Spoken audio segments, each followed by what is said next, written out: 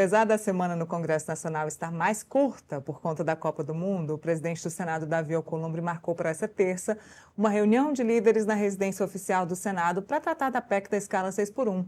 Camila Xavier é quem acompanha essa reunião. Oi, Camila, muito boa tarde. Essa é a primeira reunião com a nova líder do governo no Senado, a Tereza Leitão, e eu queria que você contasse para a gente quais são as expectativas em torno desse encontro. Muito boa tarde, Neila. Boa tarde a todo mundo que nos acompanha. Pois é, esse primeiro encontro ela já havia pedido desde a última quinta-feira para se encontrar com Davi Alcolumbre para tratar sobre essas prioridades do governo no Senado Federal. E hoje, então, finalmente aconteceu essa reunião aqui na residência oficial do presidente do Senado.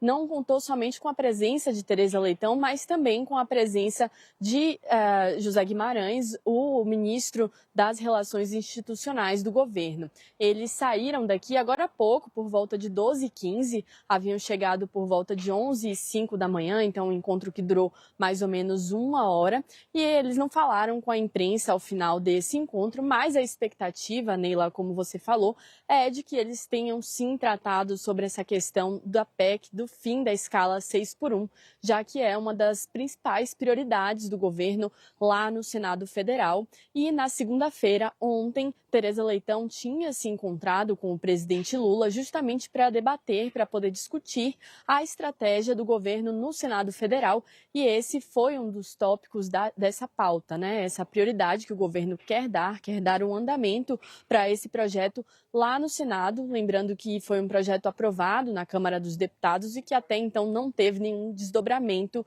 dentro do Senado, além de que também há outras pautas de interesse do governo federal, como essa questão das pautas, as chamadas pautas bomba, que são pautas que têm um impacto significativo nas finanças, nas contas da União, do governo federal como um todo, além também da PEC da Segurança Pública, que foi outro projeto aprovado na Câmara dos Deputados, mas que também segue parado lá no Senado Federal. Então a gente aguarda ainda aí esse pronunciamento, tanto da líder do governo quanto do ministro das Relações Institucionais, para saber um pouco melhor como que foi esse encontro, quais foram as sinalizações dadas por Davi Alcolumbre, e quando a gente tiver as primeiras informações, a gente volta aqui também para dar essa atualização. Camila, saindo do Senado, indo para a Câmara dos Deputados, existe a expectativa de que os deputados votem hoje o PL da misoginia. Como é que está a articulação em torno desse projeto dos parlamentares? Pois é, Neila, existe essa possibilidade, mas pelo que eu vim apurando nos bastidores, existe grandes chances também de esse projeto ficar de fora e ser adiado. Eu conversei com a relatora desse projeto, Tabata Amaral, que disse que quer muito votar nessa semana, mas que ela acha um pouco difícil. Ela tem expectativa de que isso não aconteça hoje.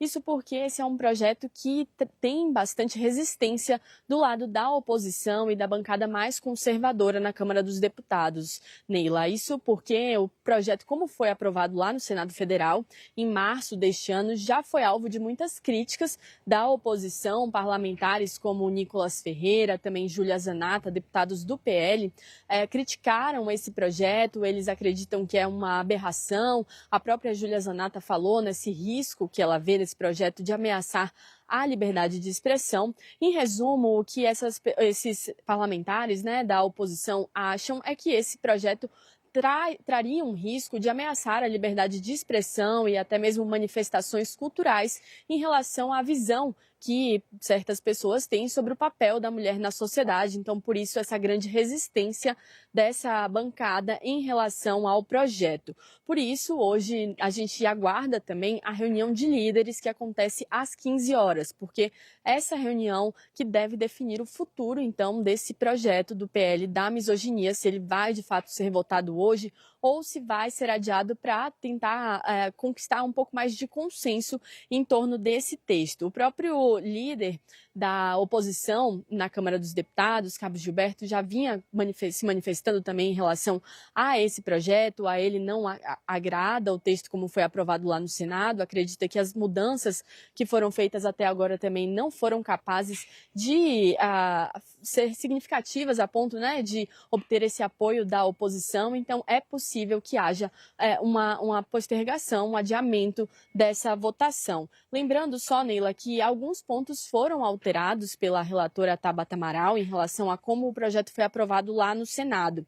Ela redefiniu, por exemplo, o conceito de misoginia, do crime de misoginia, que vai ser equiparado ao crime de racismo, em termos de pena, da pena a ser aplicada a esse crime. E aí ela definiu da seguinte maneira o crime de misoginia, como a indução ou a incitação à violência, a restrição do pleno exercício de direitos ou a ofensa à dignidade da mulher. Essa foi uma tentativa de tornar esse conceito um pouco mais definido, menos abrangente, para trazer mais segurança jurídica, mas ainda assim um tema polêmico que não tem consenso na Câmara dos Deputados, e a gente aguarda então essa reunião das 15 horas para ver qual vai ser o destino que os líderes vão de fato dar e se vai acontecer possivelmente esse adiamento, se o texto vai ficar para depois, então. Muito bem. Camila Xavier, obrigada pelas informações. Qualquer novidade sobre a reunião, avisa a gente. Quero falar com o Felipe um pouquinho sobre isso, porque Camila disse que PL da misoginia não deve ser votado. Eu acredito que nem agora, nem tão cedo, levando em consideração que vai ter um recesso parlamentar agora em julho, a gente está em Copa do Mundo, estamos em festas juninas ainda, e depois começa campanha eleitoral. O PL da misoginia, como ela bem disse, não é um assunto que agrada a todos e é um assunto delicado. Quando o tema é delicado, só vale votar em pré-campanha ou durante o período eleitoral se isso trouxer benefícios para as campanhas, inclusive de ambos os lados, né? É muito difícil que uma matéria que não tenha consenso seja votada. E aí tem a PEC 6x1, que ainda também não saiu do colo do Davi Alcolumbre. Ele ainda não entendeu, não definiu se o assunto deve seguir no Senado ou se a proposta que foi apresentada pela direita de horas trabalhadas e negociação com o contratante, com o chefe, né, com o patrão, é a melhor escolha para os brasileiros. Então está aí esse impasse e eu não acredito que isso vai seguir se depender do Davi Alcolumbre. São dois assuntos completamente diferentes, né, na ordem do dia, né? Primeiro é o PL da escala, a PEC da escala 6x1, né? A sociedade toda, a grande maioria, né, vasta maioria, né, para não falar todo mundo, né, é a favor da escala, da mudança da escala 6x1 para 5x2, né?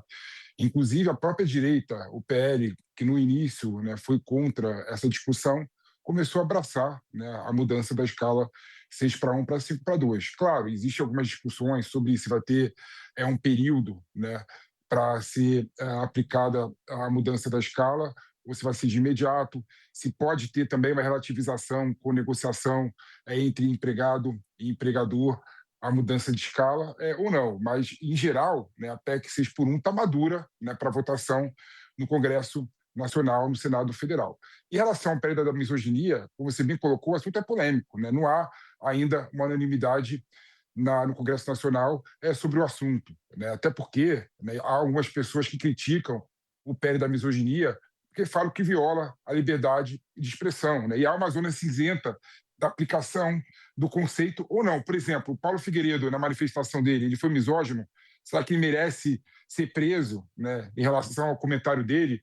Será que ele mereceria o comentário dele ser equiparado à misoginia, ao crime de racismo? Porque é isso que trata, de certa forma, o PL da misoginia. Então, há uma zona nebulosa ali em relação à aceitação ou não do PL da misoginia, né? Então, essa é a grande discussão, né? Então, eu não creio também que o PL da misoginia vai tramitar rápido na Câmara dos Deputados, no Senado Federal, como eu acho que deve ser aprovado ainda esse ano a PEC da escala 6x1. E tem uma discussão também sobre a questão do PL da misoginia, que é crítica legítima às mulheres, né? Será que uma crítica legítima às mulheres poderia ser equiparada a crime de racismo, no caso do PL da misoginia? Então, são questões, assim, no meu modo de ver, nebulosas, que necessita de um debate muito maior do que a PEC da escala 6x1, Neila. Lembrando que tem pauta-bomba prevista para votação no Senado, né? Falamos aí de um impacto de cerca de 27 bilhões de reais em 10 anos, que é a questão do aumento dos salários no que tange à aposentadoria dos agentes comunitários de saúde e os agentes de combate às endemias. Lembrando que, se isso passar, de fato, eles vão, enquanto aposentados, receber os mesmos benefícios, as mesmas mudanças de salário que são previstas para aquelas pessoas que estão trabalhando na área. Ou seja, o impacto que, apesar de continuar em 10 anos, ele vai continuar indefinidamente. A gente já sabe que tem um rombo nos cofres públicos previsto aí para os próximos 80 anos, absurdo, de mais de 50 bilhões de reais. Então, é mais uma que o presidente Lula vai ter que lidar. O Sabino até estava falando agora sobre essa questão dos gastos públicos e do Supremo Tribunal Federal acabar condenando, mesmo que moralmente, as decisões do Congresso Nacional que aumentam os gastos públicos.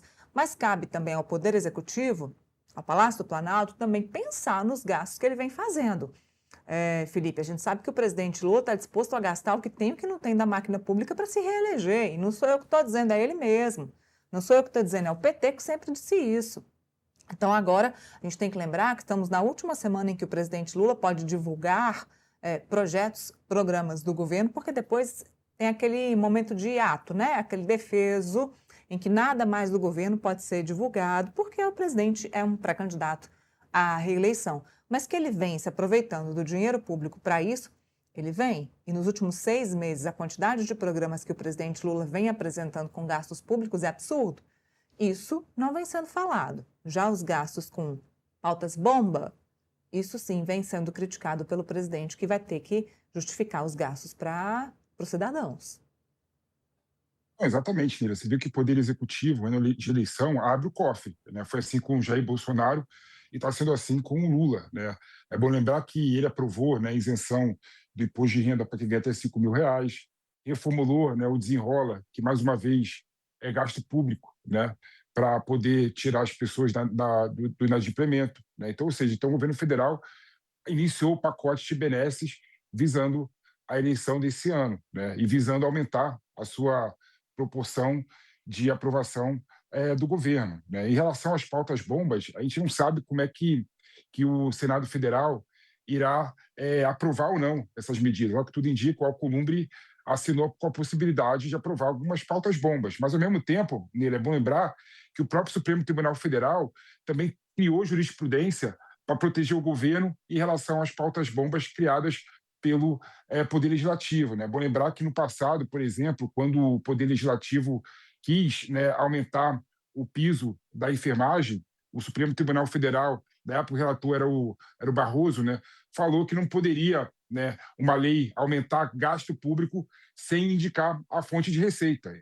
Então, as pautas bombas, algumas delas, por exemplo, que o Poder Legislativo quer aprovar, quer votar, sem sombra de dúvida, irá chegar no Supremo Tribunal Federal. E o Supremo Tribunal Federal, inclusive, já se manifestou alguns ministros que irá cancelar e anular essa medida do Poder Legislativo, né? Gilmar Mendes, por exemplo, foi bem claro num post que ele fez no X, ao afirmar e ao defender, né, e reforçar a jurisprudência do Tribunal Federal, falando que se o Poder Legislativo não indicar a fonte de receita ou se não tiver fonte de receita, essa medida será declarada inconstitucional. O próprio Fachin também já assinou com a possibilidade de criar uma súmula vinculante, né, de modo a proteger o Poder Executivo dos gastos criados pelo Poder Legislativo. Mas você já tocou no ponto, né?